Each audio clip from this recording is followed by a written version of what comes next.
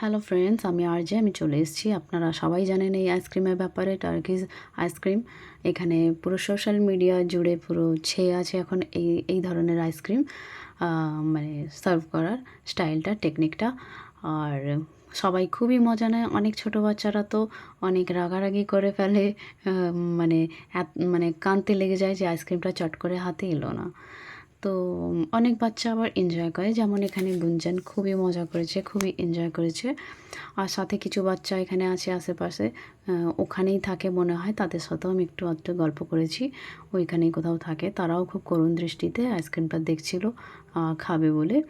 আর তো আমার দেখে খুবই খারাপ লাগলো, ওরা মানে ওইভাবে যখন দাঁড়িয়ে আছে। তো আমরা তাদেরকেও ডেকে নিয়েছিলাম, তাদের সাথেও মজা করা হয়েছে।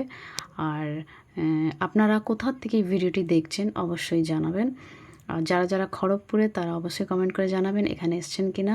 আর এটা হচ্ছে খড়গপুরের বম্বে সিনেমার অপোজিটে, বম্বে সিনেমা হলে অপোজিটে এই আইসক্রিম মানে স্টলটা আছে।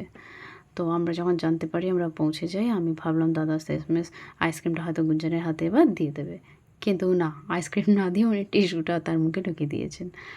তো যাই হোক, এইভাবে অনেকক্ষণ ধরে অনেকক্ষণ মজা করা হলো। তারপরে আমরা এখানে গুঞ্জনকে নিয়ে চলে আসা হলো। এখানে অনেক রকমের আইসক্রিমের ফ্লেভার আছে, তো কোনটা গুঞ্জন নেবে তো সেটাও দেখে নিজে চুজ করে নিয়েছে। আমি ভাবলাম এবার ফাইনালি গুঞ্জনের হাতে চলে আসবে আইসক্রিমটা, কিন্তু এখনও নয়। উনি টিস্যু ধরিয়ে দিয়েছেন হাতে। তারপরে ফাইনালি পেয়েছে গুঞ্জন।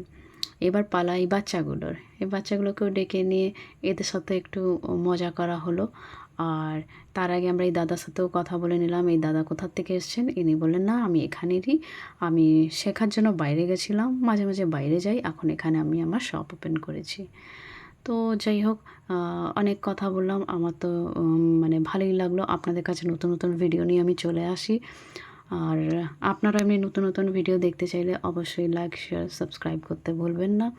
আর ভিডিওটি কেমন লাগলো অবশ্যই জানাবেন। আর এদেরকেও এদের পছন্দের মতো আইসক্রিম আমরা নিতে বলেছিলাম। এরপরে তারাও হচ্ছে নিজের পছন্দের মতো আইসক্রিম বেছে নিয়েছে।